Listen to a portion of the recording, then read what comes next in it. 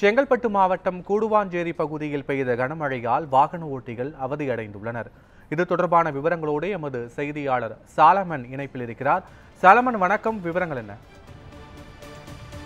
நிச்சயமாக பத்மநாபன், இன்று பிற்பகல் முதலே மேகமூட்டத்துடன் காணப்பட்ட செங்கல்பட்டு மாவட்டத்தில் பல்வேறு பகுதிகளில் சாரல் மழையானது பெய்துள்ளது. குறிப்பாக கூடுவாஞ்சேரி, ஊரப்பாக்கம் போன்ற பகுதிகளில் அதே போன்று சென்னை தேசிய நெடுஞ்சாலை ஒட்டிய பகுதிகளில் சரியான கனமழையானது பெய்ய துவங்கியது.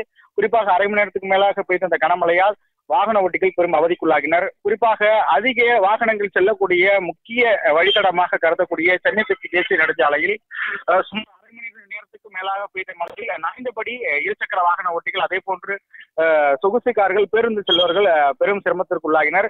குறிப்பாக இருசக்கர வாகனங்களில் செல்வோர் மின்விளக்குகள் எரிய விட்டும், அதே போன்று மழையின் அளவு கனமழையாக தெரிந்த நிலையில் சாலையின் ஓரங்களில் வாகனங்களை நிறுத்தும் சூழலானது ஏற்பட்டுள்ளது.